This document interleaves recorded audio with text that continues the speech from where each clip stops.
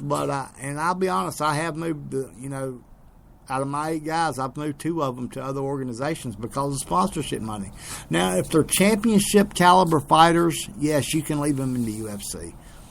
And I don't think you had to deal with Dana White, and I don't even know if the Fertittas had bought it yet by the time you was in it.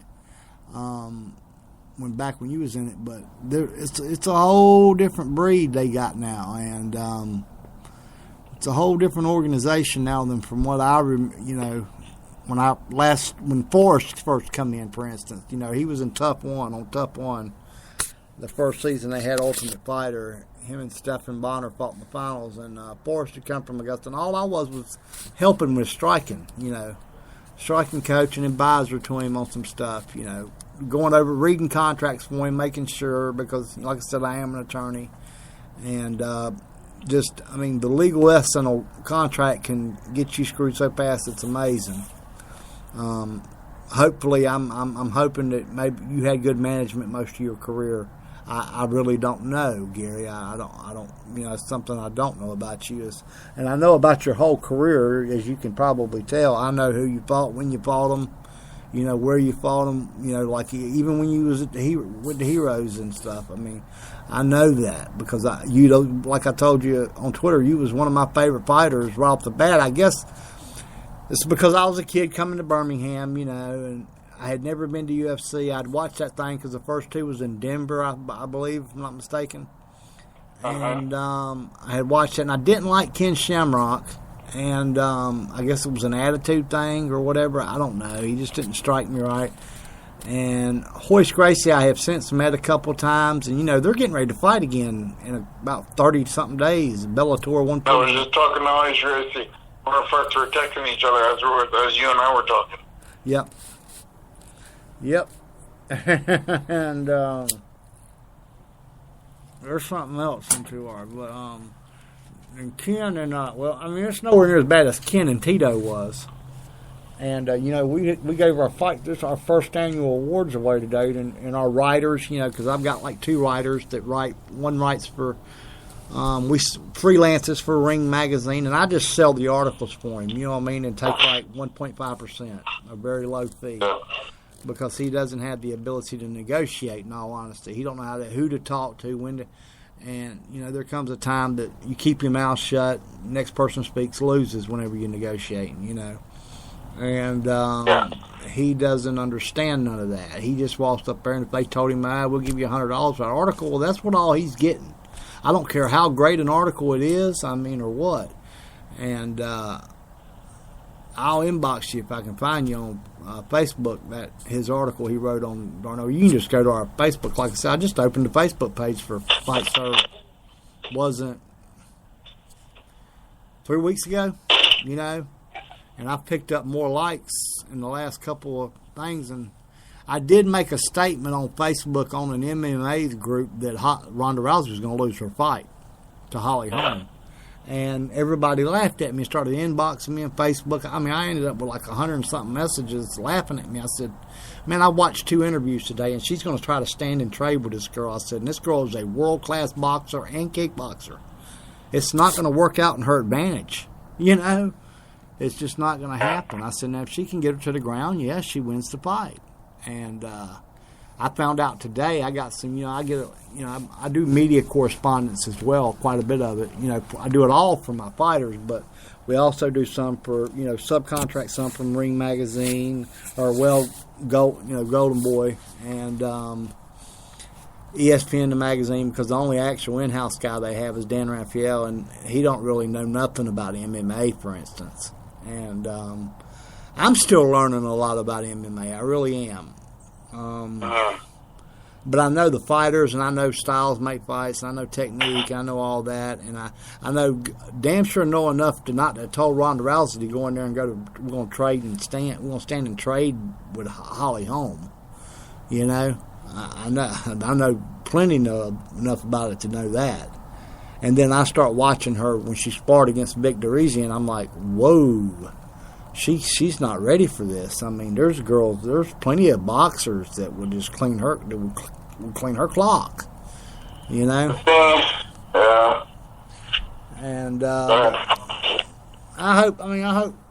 I've met Rhonda once, and she was actually a pretty nice girl.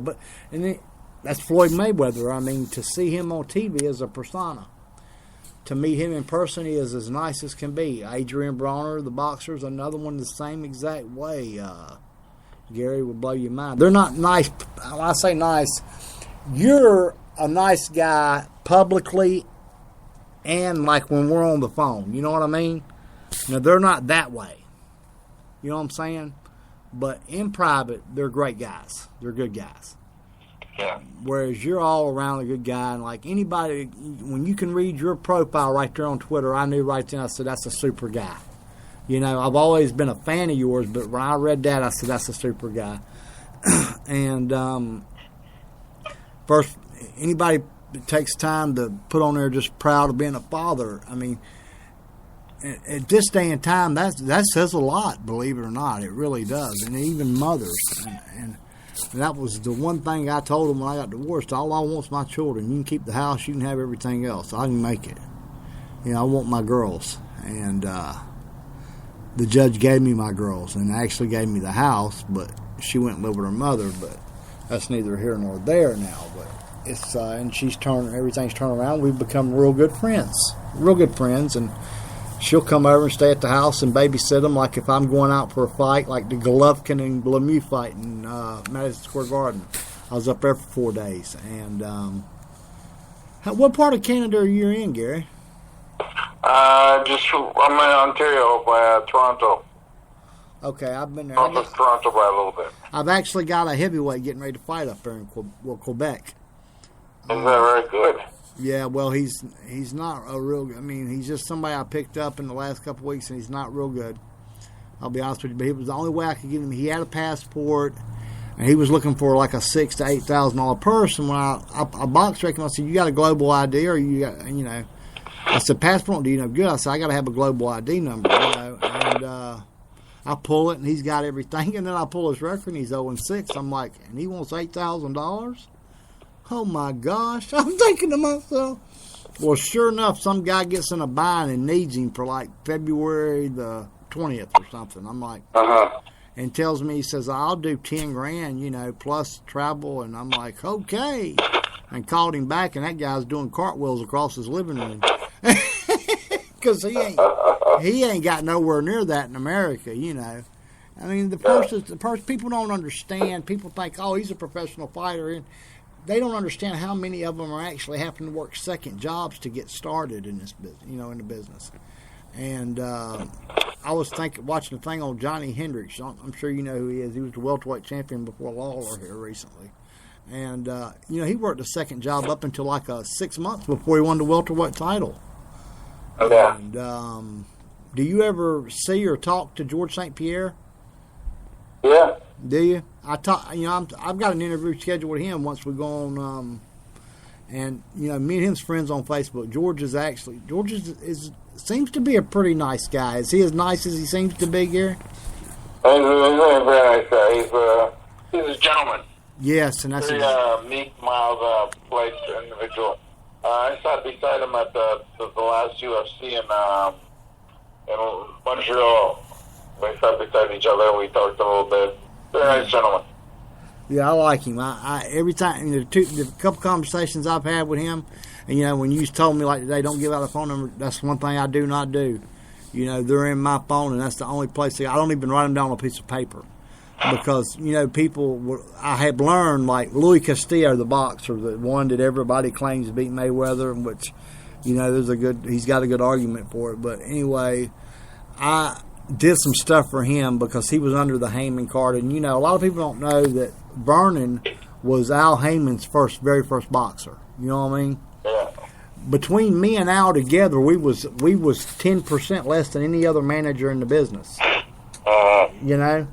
And what I had that Al didn't have was that attorney's license, you know what I mean, and the ability to, I had a little bit better ability to negotiate, but Al had a lot of money behind him in an investment firm. And what he's doing right now with the PBC is actually, I believe, good for boxing, and it's good for the fighters. Now, is it good for the fans? That's still yet to be determined. You know how it goes. But I think something needed to be done on behalf of boxing, because what Dana and Zuffa has done, I mean, every time somebody builds something, I don't think Scott's going to let them get Bellator this time. I don't know if you know Scott Coker real good, but I don't see him letting. I mean, he didn't have much choice with Strikeforce, but he's got some money behind him now with Spike TV and stuff.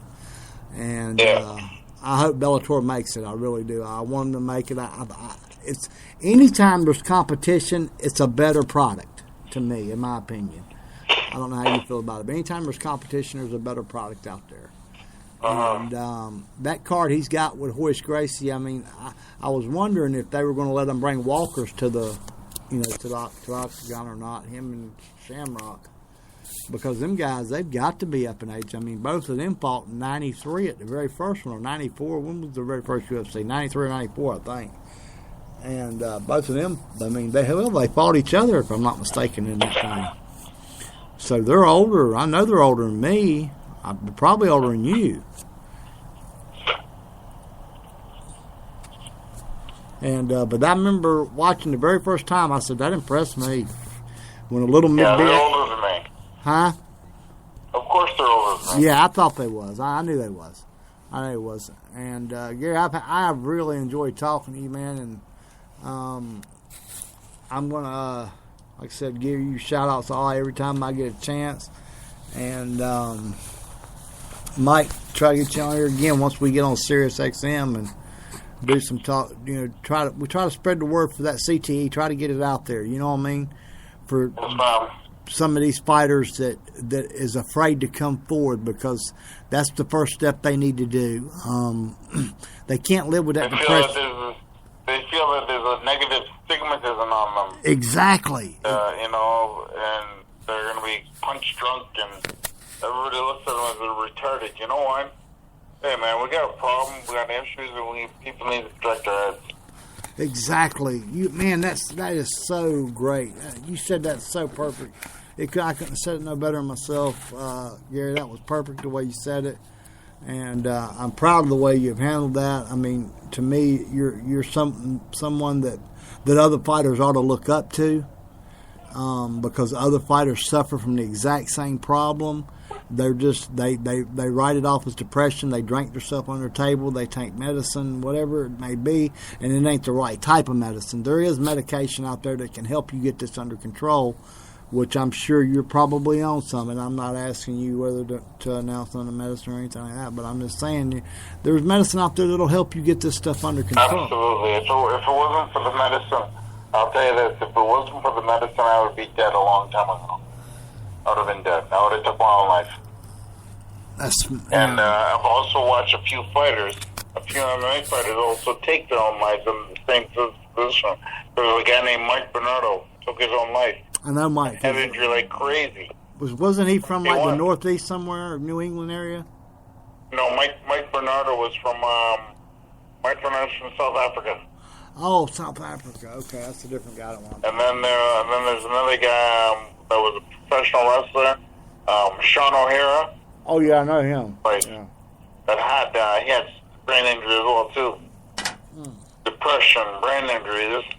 These are guys that took their lives that didn't. Because they're scared to come forward. Help missed them. They're scared, and like I was saying earlier, the first step is surrender. You've got to surrender and admit, hey, I've got something wrong. You know what I mean? There's something wrong with me. I don't think normal. You know what I mean? I'm not thinking normal thoughts. I'm getting, well, hell, I mean, the headaches themselves are a sign, but the thoughts you start having and stuff, and I do, I've got a little bit of it. I don't have it nowhere near in the cases, but I didn't fight, and most of my fights were done with headgear on. I did fight in that little, that WBL league they had here a little bit, and if you look at my box rec numbers, they're not fantastic. They're 2-2-1. But my director of training, he's 7-0 with 6 knockouts, and he retired. But he wanted to be a minister, and I admire that. I can't say nothing to him about it. And Jacob was one of my favorite guys, and Vernon will always be my favorite fighter till the day I die, because from 4 years old till